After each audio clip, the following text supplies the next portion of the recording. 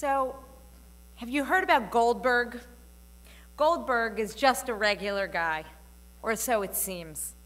One day, Goldberg and his boss are sitting and talking, and Goldberg offhandedly shares that he knows everyone. Everyone, his boss asks? Yes, everyone. He explains that he's close friends with the actor Tom Hanks. No way, says the boss, that can't be. They fly across the country, they get in the car, they drive to Tom Hanks' house, and lo and behold, the actor opens the door, welcomes Goldberg in for a drink, and they spend the afternoon together. Okay, the boss feels maybe this is a fluke. So he asks Goldberg, "Do you know the president?" "Of course I know the president," Goldberg says. They call the White House, they make the arrangements, and the next thing you know, Goldberg and Trump are playing golf. At this point, the boss can't believe it. He tries to stump him again. "There is no way that you know the Pope. You're a Jewish kid from Queens." Goldberg says, "Of course I know the Pope." They get on a plane, they fly to Rome. Goldberg tells his boss, wait right here. A few hours later, the boss is in front of the Vatican. The Pope emerges, and next to him, there is Goldberg. As Goldberg looks out over the crowd, he sees a commotion, he sees an ambulance, and realizes that something is really wrong. He leaves the Pope's side, runs down, sees that his boss has fainted. The boss begins to wake up. He says to his boss, boss, what happened?" Goldberg, the boss, says, "It was one thing when we met Tom Hanks. It was another thing when you met President Trump. It was fine even when I saw you up there with the Pope. But when the tourist next to me said, 'Hey, who's that guy with Goldberg?' I just couldn't take it anymore." In all seriousness, picture this. This past Monday morning, 7:45 a.m., the sun rising over Rome, the European police sirens are blaring, you know that sound, bringing me back to the movies of World War II and the Holocaust. And I am boarding a bus at the foreign ministry with dignitaries from all over the world to head to the Vatican. In no way am I Goldberg, but was this an incredible moment? I representing you, Sutton Place Synagogue, I representing you, members of the Jewish community, was invited to Rome not as a slave to build the Arch of Titus, but as a welcome guest of the Pope to engage in a day of understanding about how we should fight anti-Semitism, an issue that continues to come to our doorstep. What an incredible moment Monday morning was, and one that shouldn't be missed in the context of Parshat Yitro. We are told in the Ten Commandments that we should have no other gods, and that we should have no images of gods, of that God. How paradoxical was it then to be walking into the Vatican, a place where people pray to the same God, but in vastly different ways than we do as Jews, to encounter and to respond to hate. Sitting on the bus with an Orthodox rabbi, the only two rabbis invited to this moment, he himself, who has never been inside a church, discussed the gravity of this moment. What did this represent?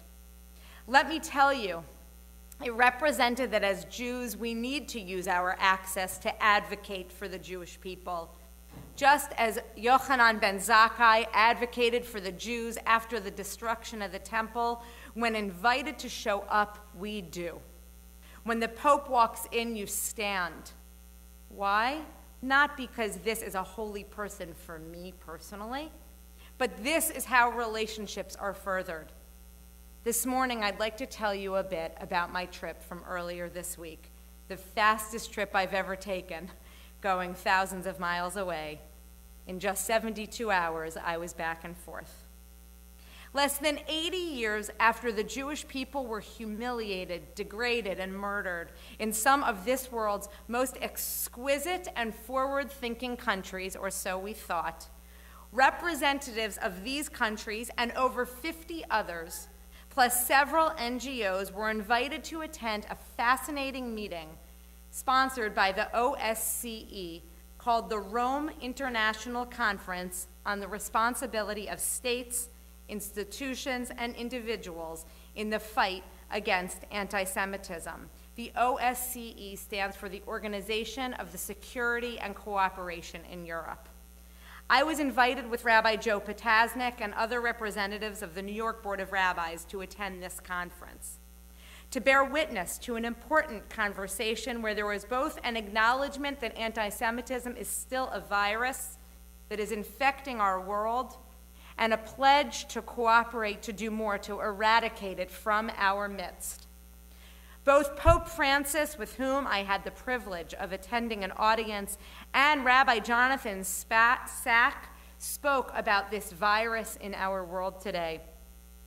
The Pope met with this group of attendees at the Vatican during the morning of the conference, where his emphasis was on the responsibility to remember what has been done in the past and not to fall prey to the indifference of hate.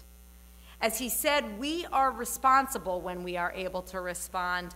It is not merely a question of analyzing the causes of violence and refuting their perverse reasoning, but of being actively prepared to respond to them.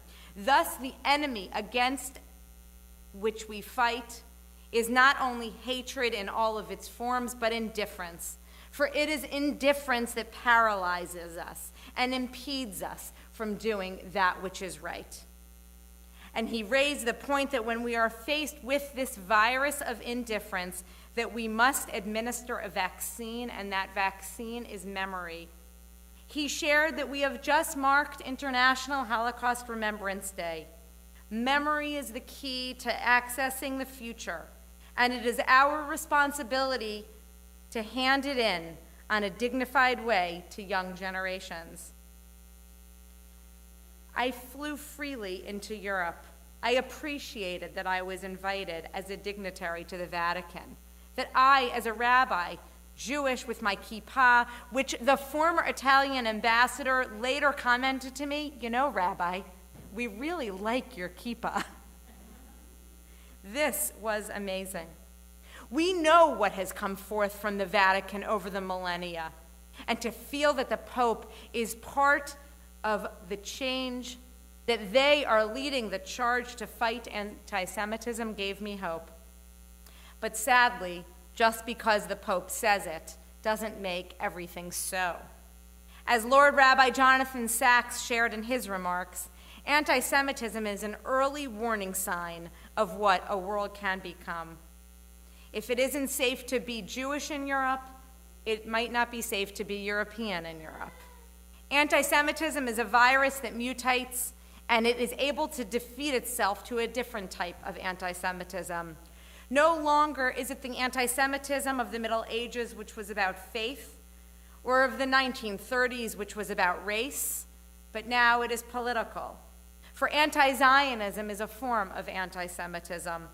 And though he said appropriately, Rabbi Sacks said, that legitimate criticism of Israel is fine, but denial of Israel's right to exist, or blaming Israel for all of the ills in the Middle East, is the newest form of how that virus is appearing in our world, this virus of anti-Semitism.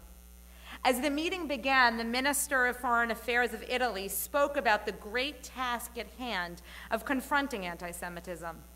As he reminded those in attendance, the wheel of fanaticism can start anywhere, and we must be alarmed when anti-Semitism grows without any reaction, since, quoting Elie Wiesel, silence favors the oppressor, never the victim. He acknowledged that the conference logo had both the Arch of Titus and the menorah, demonstrating that Italy and Europe must acknowledge its painful past of racial laws, often tied back to the Jewish slaves that built the Arch of Titus 2,000 years ago, and the menorah, a symbol of hope that sheds its light. And with that, a roll call began, a roll call of country after country, from Austria to Macedonia to the Vatican to Poland, speaking out about how anti-Semitism must be eradicated. To listen to country after country share this sentiment was important, but of course it raised questions. Is affirming a stance against anti-Semitism enough? No. It's a start, but this isn't only about the past, it's about the present and the future. For we should be nervous when Holocaust imagery is used against the state of Israel. We should be nervous when Jewish children are attacked in France. An 8-year-old girl was attacked this week. We should worry when the laws of shechita, kosher slaughter, and brit milah, ritual circumcision, are making their way through Europe. We should be very concerned when Poland is in the process of trying to pass laws regarding what is acceptable to say about the role of Poland during the Holocaust. But there is a difference. It is not 1938. It is 2018. We have a voice. We have a seat at the table. We must use it to defend the Jewish people, to defend Israel, and to defend against hate and discrimination of all religious and ethnic groups. We cannot only look out for ourselves. How do we do this? We must acknowledge when hate exists. We must focus on digital platforms since there is an increasing number of racist expressions on social media. I learned this week that every 83 seconds an anti-Semitic post is uploaded. Every 83 seconds. It was incredible. There were representatives of Facebook and Google at the conference. They were talking about how they are trying to monitor hate speech.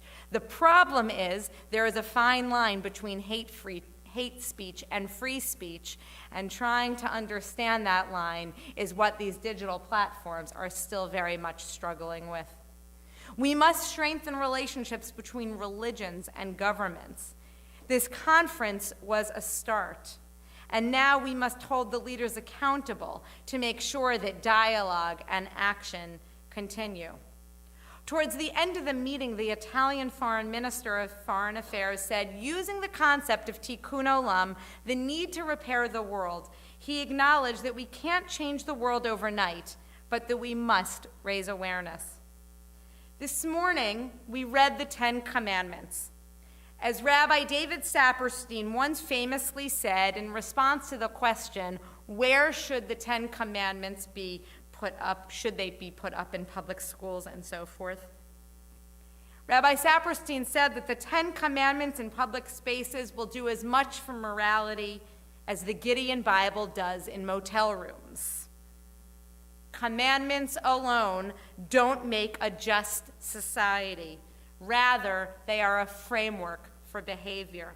So too, the proclamations of this week, fighting anti-Semitism alone, doesn't make the world better, but rather there needs to be actions to back those words.